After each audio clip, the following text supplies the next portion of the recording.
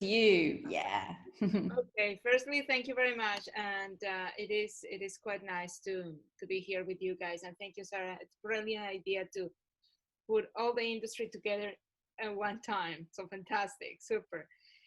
Well, these days I think that we all of us we are living this new experience of the pandemic, but I want to see it from a different angle, and I want to see how the industry brings a very valuable point. And I appreciate now when I'm far from mine engineering, and that this is beyond my capacities.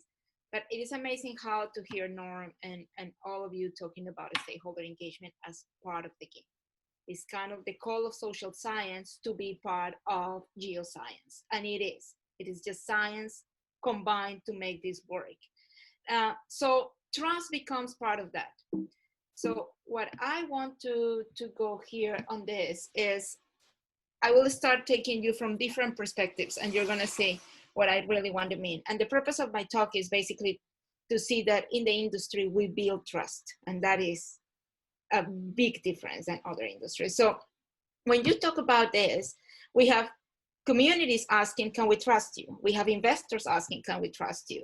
We have governments asking, can we trust you? So the question is all the time, and has been before. And right now, in the times of a pandemic, is even worse because is these people as bad as that they can bring the disease to my town or to my community? So let's start from this. When the coronavirus came, I was just looking at and tried to see how much trust is in that, and investors collapsed. They just literally they lose trust of the markets and the companies and how they will happen, and that's when we saw this. But this is a very short-term thinking when you see a collapse in the stock market, because it's very speculative. So obviously the trust that you build on that is just very short, so you don't have that one-on-one on that.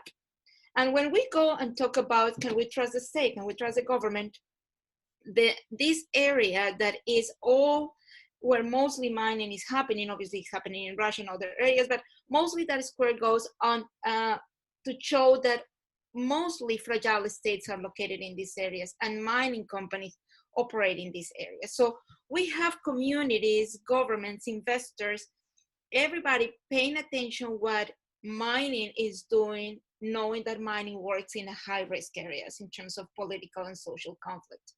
So can we trust the state? Can we trust the governments where we are working? Can we partner with them? And even the communities, can they trust them? And unfortunately, the answer in so many cases is the health system is just coming right now to see how much we trust the governments where we are in. And it doesn't have to be in a developing country or a country in a state of risk. We also see it in the developed world, that the health system is how you materialize the trust that we have to our own governments. Because right now we basically depend on the decisions made by people we have elected in a democratic process. Why I'm bringing this is that as an industry, we see two layers of distrust. The distrust of investors, because it put in risk is too much and they cannot perceive that. And we put another layer, which the layer of the government. Even as an industry, we have to accommodate what governments are doing today in the decisions they are making and how they are approaching. In some cases, they are doing the very best. In some cases, they don't. And we have to also to be aware that pandemics is not something that happens every day. So it caught by surprise the entire world. But when we go back to this, is that the world in this, the world will ask us, why should we trust the mine industry? Why should we trust your operation? If the states, we cannot trust them, investors don't trust us, communities have huge questions, why should I trust the company? Well, I will tell you honestly that you can trust us, we can trust because we build trust. And why is coming into that? When we talk about trust, and I have been working all my life on this, I mean, many years, and I always say a lot of mosquito bites in working in different regions and countries and with communities at all levels of development. It just comes to the fact that trust is something that every day you build. And I'm putting here just few points to make it clear, is that when we talk about social management systems, it just simply shows that we are organized. We are very organized in our approach. When we talk about a stakeholder engagement, it tells that we know you. We know where you live, we know who you are, we know who's the risk, we know your fears, we know challenges, we know you. And the study the needs and capacities is basically allows us to define solutions, because we understand the needs and we know our capacities, the state capacity and the community's capacity, so we can work together in solutions, and that's when collaboration comes into place. And this is not built in a short period of time, let's say from January to today in a world of pandemic. But it is built for many years that the industry has implemented good practices on the ground. When we are working on a stakeholder engagement, it's not the fact that you have a long list of stakeholders that happen to be in your area of influence. It happens that you know them. You know what triggers them. You know their challenges. Even for humanitarian aid, you know how to get there in the shortest period of time without any risk for your employees, for your workers, and the people helping you, and the communities accepting that. So the fact that we have all of this is a reason why you can trust us, because we know that well that region, that sometimes governments, and I can tell you from my very own experience, governments sometimes they don't even know they have settlements in certain areas. And we know because they are our workers. They go home to their families and we know by them by name. So that is the beauty of trust. And that is something that will take us to the social license. So the social license in times of a pandemic is just basically maintenance. You're not going to get the social license at this time. This is just no way. It's impossible. If you didn't do a good job, or if you don't consider what is really a good job around social management, probably this is a very good opportunity to start thinking internally about how you're going to build social management.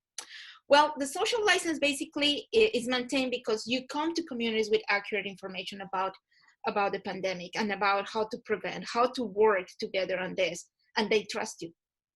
You present something about wash your hands, maintain distance, and that probably they will trust you more than they will trust their own governments. And I have seen it what ICMM has done around this in some of the larger players, really playing an amazing role, and American is doing amazing, just going all across the communities in the area of influence, because they know their communities and they know how to communicate. They know the local languages, or they know the dialects, and they can communicate accurately. The social network exists, so we can just spread. So it's just social capital is there, and we can use it during this time, because we can reach all of these channels that probably are not easy to reach at any other time. We know how to address the needs of communities. Some communities right now basically are looking for food aid. Some others are looking for medical assistance. Some communities are just looking for information. And some communities are really self-isolating out of fear. So how can we respect that? Is because we know their needs. So we can work around those needs in order to satisfy that. The protocols right now actually is becoming one of the things that is critically important to be very simple, because in some cases, municipalities are looking at these protocols to check if they will allow to start the operation, and they will trust you. And don't be surprised that in some regions in the world, your protocol is the only protocol that exists in that region. There might be governments that they don't have a full detailed protocol on how to operate. And the workers and the communities will trust that you can restart the operation because you have all of this. So it just goes back to my previous slide when I said, it is a matter that when social science has been part of geoscience, working together as a team, and we are working in a good social management system, we are ready. We are ready, and I have seen it. I've seen it with clients of mine that we are ready to work on scenarios as critical as this one. It's not the ideal scenario, but at least it really helps you to restart working. And one of the points that it really kind of was interesting is that I never ever thought in my career and all of these years that I will see a pandemic testing the work that we do. And it's become like a super test, because it really tells you that all of these hours of engagement and communication, education, understanding, collaboration, participation, trust becomes an asset. Companies that will be able to start a machine like this because the community is ready, just imagine how valuable will they be for investors. And it comes to me like, I was checking at Deloitte, had a good study about the trends in the mining industry. And number one is just the social investor. And for me, it was very interesting, obviously, but it really connects the two. It connects the two because they just talk about that companies that go beyond that piece of compliance, and beyond that piece of compliance doesn't mean more money invested. No, it's wise money invested and seeing social management as an investment rather than a cost that we need to cut at some point. How this is efficient, and I think that right now the test is just, we're living the test. So thank you, Sarah. Brilliant. Thank you so, so much, Monica. As always, an absolutely fantastic talk.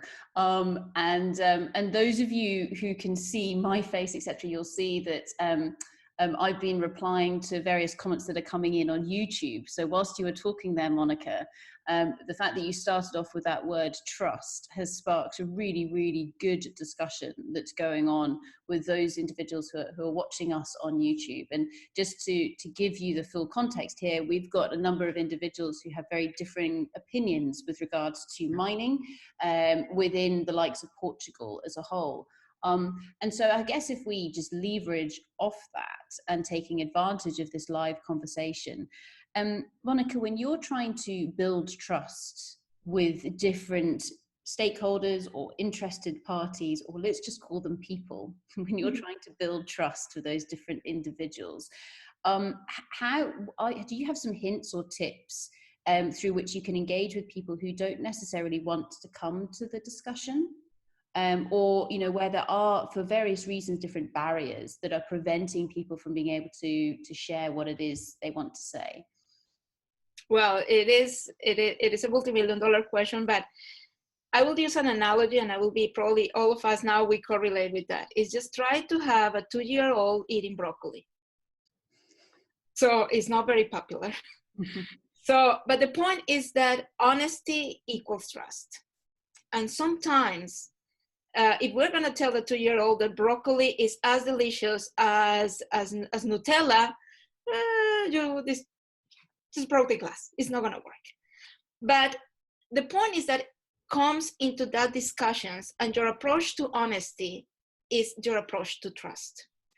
If you are meeting stakeholders for the first time and they are reluctant, just be clear from point one that most of the time there is fear behind. And human beings, we react on fear. And the 2-year-old is fearful because that green thing doesn't look as good as the chocolate effect. And I won't put it in my mouth. So it's exactly the same as a community. Why do I want you, when you say that you're going to make a hole in the ground and everybody says that you're destroying, and the only thing I have is my house and my land, and on top of that, back in my mind, I know that I don't have legal rights because I don't have a document. I just have years living in this land. I'm fearful. I'm losing my house just by having you in front of me. So every single human being comes from something. And most of the time, fear is the ones that either creates a greater opportunity for a good conversation to know where the fear comes from, or the most horrific reaction. And we have seen shutdowns and horrible things around conflict. So fear is to be treated with extremely respect. And we don't do that. We don't treat the fear of others with respect.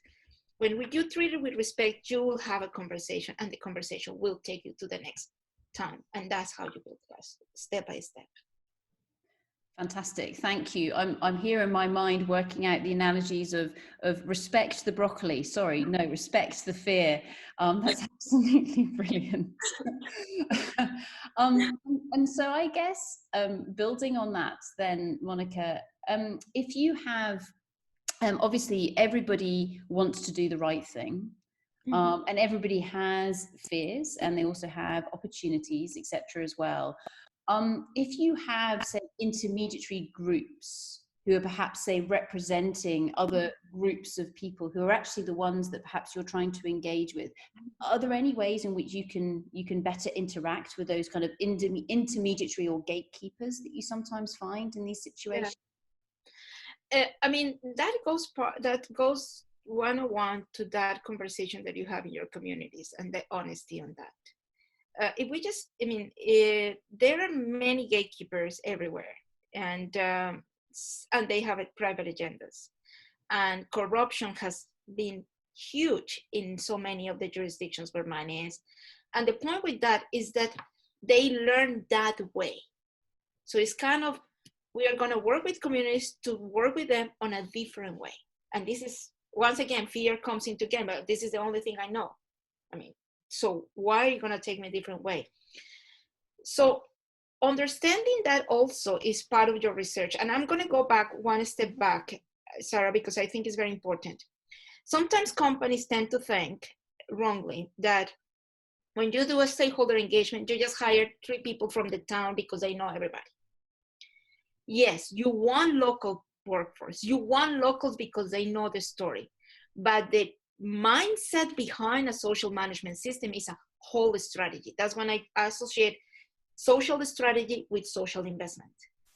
You really need to have a very good framework on that, because the stories that come from those locals will make you understand and place it in your boxes of a strategy.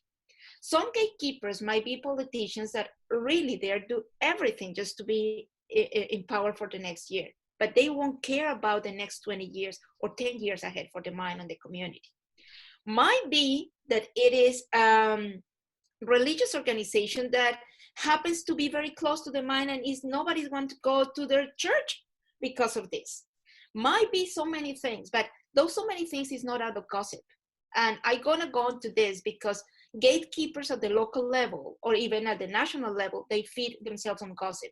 But when you collect the stories and you have an organized social management system, those stories will make sense and you can bring an answer to that. You can tell the politician 20 years ahead of the game, you will be the first one starting the whole process of reinventing the region. That is interesting. I want to talk to you. You want to talk to the church and say, well, how many people visit your church? How about if we go around to understand your community? How much do you understand your community? Can I learn from you? There's so many things and layers that once again, once you have a strategy around the approach, you know even the timing. Some stakeholders need to observe, Sarah. Some of them, they want to see what is happening because they are not risk takers, or they are taking too many risks and they have been totally failed by their own people. So why I'm going to pay attention to a mining company when my own politician is doing this to me? So observing is part of the game. All the time we hear about this listening, but what is listening? Listening is everything. But that comes in an organized way. And that is what sometimes we fail to do, to bring all the pieces in one organized puzzle, put it this way. Brilliant. Okay, so listening, trust, respect the fear, broccoli and Nutella. Absolutely fantastic. Thank you very, very much, Monica. Another round of applause for you. That was absolutely brilliant. Thank you. So